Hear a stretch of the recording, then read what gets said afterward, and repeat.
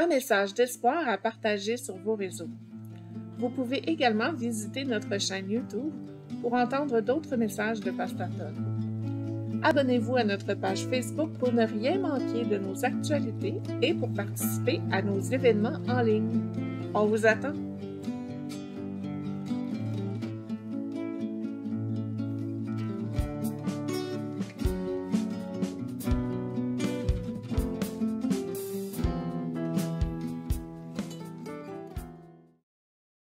Donc, la Bible dit, c'est par la grâce que vous êtes sauvés. C'est pas par des œuvres afin que personne peut se glorifier. C'est ça qui est clair. Mais dans l'Église primitive, le premier siècle, il y avait un groupe qui avait de misère avec ça. Eux autres croyaient que non, c'est trop facile ça. C'est trop comme, je sais pas, il faut ajouter. Et on les voit que souvent, que Paul est en train de parler d'eux, il parle d'eux en Galates et en d'autres places, mais ici, c'est dans le livre d'Hébreux. Et l'auteur des Hébreux est en train d'écrire à un groupe d'Hébreux qui sont vraiment influencés à retourner vers le passé, retourner vers les œuvres. Comme la grâce, oui, c'est beau, mais et quelque chose. Il faut que quelque chose d'autre soit fait parce que, écoute, c'est pas assez. Que Jésus a tout payé.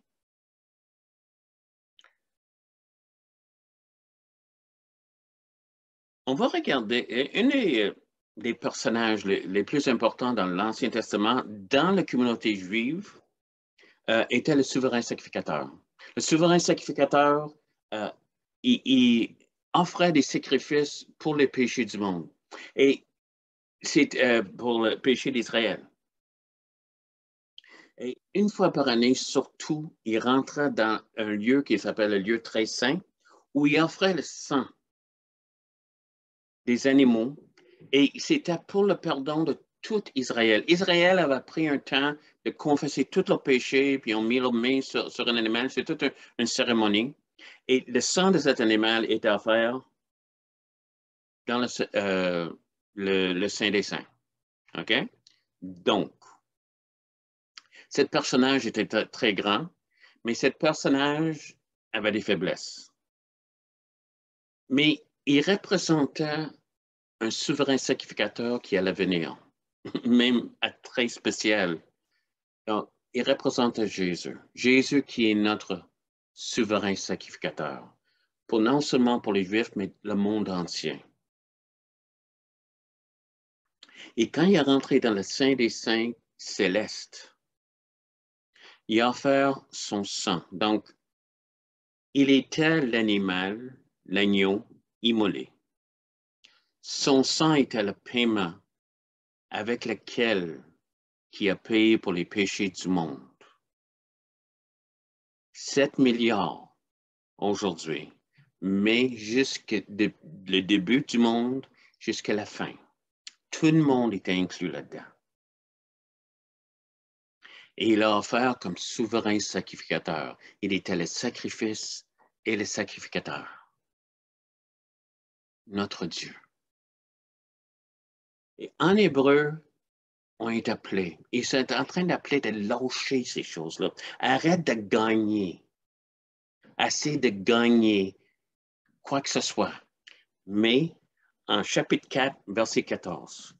Ainsi, puisque nous avons un grand souverain sacrificateur qui a traversé les cieux, Jésus, le Fils de Dieu, demeurons fermes dans la foi que nous professons. Retourne pas vers les œuvres, demeure dans la foi. Car nous n'avons pas un souverain sacrificateur qui ne puisse compatir à nos faiblesses. Au contraire, il a été tenté comme nous en toutes choses, sans commettre de péché. Approchons-nous donc avec assurance du trône de grâce, afin d'obtenir miséricorde et de trouver grâce pour être secourus dans nos besoins. L'entendu? On a un souverain sacrificateur que, premièrement, il a traversé les cieux. Dans la Bible, ça parle des 3 ciels. Et le 3e ciel, c'est le ciel qu'on connaît, où est Dieu et les anges et tout ça. Il a traversé l'atmosphère, où est le 2e ciel, et c'est toute une étude, mais en tout cas. Mais il y avait un voyage qu'il a fait.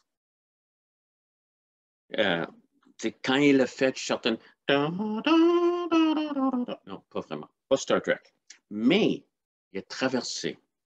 Puis il est arrivé sur Terre comme un bébé. Il a traversé pour toi et pour moi. Première chose, il a vécu 33 ans sur Terre. Laisse-moi dire quelque chose. Il n'y a pas de toilette au ciel. OK? Juste la senteur de la terre. C'est pas qu'il se retient. Il n'y en a pas. Ils n'ont pas besoin. Juste, c'est différent. Il a vécu ici. Il est venu ici. Il a traversé les cieux parce que toi, moi, on avait besoin. On avait besoin que quelqu'un nous sauve. Il a souffert, il a eu faim, il a tout.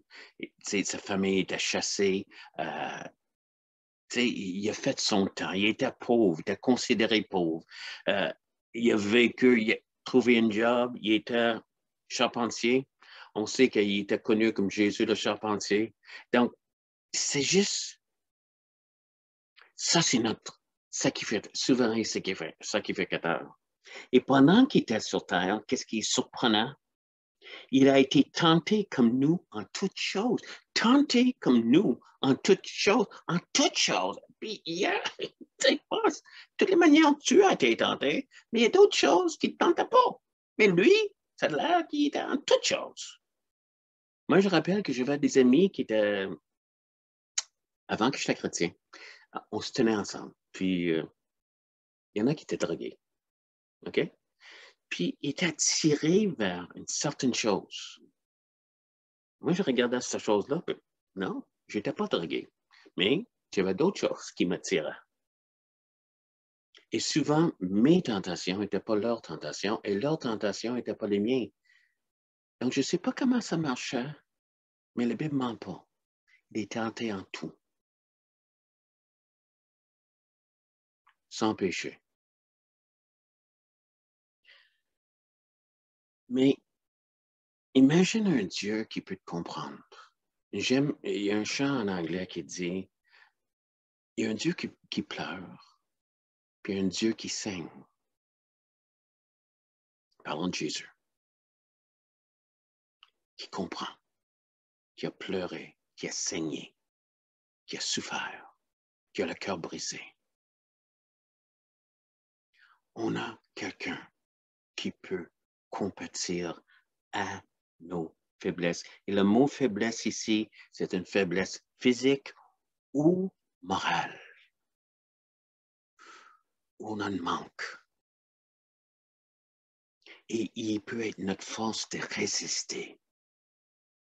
Et si jamais on tombe, il est notre avocat auprès du Père. Parce que tu es sauvé. Et si tu n'as pas reçu Jésus dans ta vie, c'est ça qui t'offre. Approchons-nous avec assurance du trône de grâce, du trône de sans mérite, du trône où on ne mérite rien, mais on reçoit, afin d'obtenir miséricorde. Miséricorde. Pas nos droits, pas qu'est-ce qu'on doit avoir, mais miséricorde. C'est ce qu'on a tous besoin. Et voici qu'est-ce qu'on reçoit. Et les choses que, laisse-moi mettre une parenthèse. Si toi, comme chrétien, tu réalises à quel point que Dieu a une miséricorde avec toi, comment tu peux tenir quelque chose contre quelqu'un d'autre? Comment tu peux être dur avec du monde? C'est pourri, excuse-moi, mais je ne comprends pas que je peux descendre et faire mal à quelqu'un d'autre. On peut rejeter, sachant à quel point à chaque jour, on reçoit, on approche et on reçoit la miséricorde de Dieu. Ça devrait être notre plus grande. Quand le monde regarde l'Église, c'est hey, cette gang-là sont tellement accueillants, sont tellement remplis d'amour et tellement de gentillesse. Il manque de miséricorde aussi des fois. Et souvent, je suis obligé, j'ai été voir du monde et je demandais pardon parce que j'étais trop dur. Juste considère la valeur de quelqu'un d'autre. Christ est mort pour lui, pour elle. Ça, c'est leur valeur.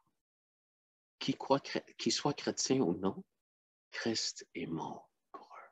Ils ont tellement de valeur. Mais toi et moi, on a besoin de miséricorde.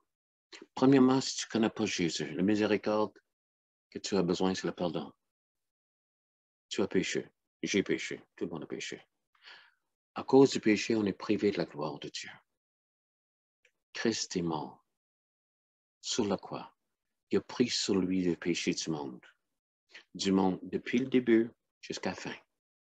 Des milliards, tout le monde. Puis tout est payé. Ceux qui veulent le recevoir, il t'a tant aimé afin que quiconque, toi, le reçoit, tu auras la vie. Tu ne périras pas, mais tu auras la vie éternelle. Tout le monde qui le veut. Même il leur donnera une puissance pour être des fils de Dieu et des filles de Dieu. Ça, c'est une miséricorde. Pour être secouru dans nos besoins. Le premier besoin que tu as, connais Jésus. Si tu ne connais pas Jésus, on va juste prier maintenant. Tu te répètes après moi. Seigneur Jésus, je demande pardon pour mes péchés. Alléluia. J'accepte que tu es mort à ma place et que tu as payé le prix de mes péchés. Je reçois la vie éternelle. Merci Seigneur. Deviens le Seigneur de ma vie. Maintenant, je vais prier pour toi. Seigneur, que tu scelles cette décision ce soir pour mon frère et ma sœur et qu'il trouve une partie quelque part dans le corps de Christ où il peut grandir et connaître plus. Et pour vous qui ont accepté Christ, pour être secouru dans vos besoins, même les besoins que tu as causés. Ça se peut que Dieu brasse les choses des fois parce qu'on a besoin d'apprendre la sagesse, mais il ne m'a jamais laissé tomber. Et il y avait beaucoup de choses que j'ai faites parce que j'ai fait des erreurs, mais Dieu m'a amené à travers. Il m'amène toujours à travers. Je suis toujours là. Et je vois sa main de miséricorde. Pas de mérite, miséricorde.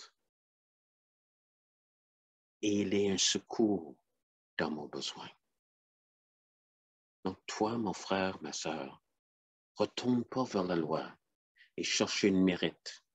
Examine pas tous tes besoins. Dis, qu'est-ce que j'ai fait pour être rendu là? Probablement tu as fait quelque chose, ça se peut. Et peut-être tu n'as rien fait. Ça aussi. Mais regarde celui qui dit, je veux être le secours dans ton besoin. Il guérit, il pourvoit les besoins. Il donne même le pouvoir intellectuel ou d'autres choses qu'on a besoin dans une certaine situation. Il donne des réponses. Le Seigneur a dit qu'il va pourvoir pour tes besoins, le besoin que tu as maintenant. À cause de la grâce, à cause qu'il est souverain sacrificateur, puis il a vaincu. Il a vaincu. Il s'est assis à la droite du Père. Et toutes choses sont sous ses pieds. Toute autorité, tout nom qui se nomme. Et c'est pour ça qu'il peut te dire, m'a secourir. Le trône de grâce, pas parce que tu le mérites, ou tu reçois miséricorde, encore, pas de mérite, mais dans ton besoin. Je ne sais pas qu'est-ce que c'est, mais Dieu est capable. Il va te garder, il va te sortir, il va te placer des pieds sous le roc. Merci de m'avoir écouté. Tous les samedis soirs, 7 heures, on a notre rencontre Zoom, et tu pourras nous rejoindre. Si tu as des questions, viens. Si tu as besoin de prière, on passe un bon temps de prière. Après ça, on étudie la parole ensemble, des discussions. Donc, tu vois l'adresse Zoom qui est là. L'autre chose, c'est, si tu veux m'écrire, vois mon adresse courriel, envoie-les à Pasteur Dan et je peux savoir si ça te pose. Peut-on concevoir, merci de m'avoir écouté. accepter Merci. que toutes les autres... OK. Est-ce que quelqu'un d'autre a une réponse? Écoute, non plus, je ne suis pas 100% avec ça. C'est la réponse. Qu'est-ce que vous pensez? J'avais pas de réponse. As-tu d'autres idées? J'ai une réponse. On t'invite à rejoindre. Et si tu as des questions, tu peux les poser. Mais Dieu t'aime. Rappelle-toi, ça, c'est la conclusion qu'on a. Et il veut rencontrer tes besoins. Puis la parole nous dit que Dieu ne rejette pas un cœur brisé puis un esprit contrit.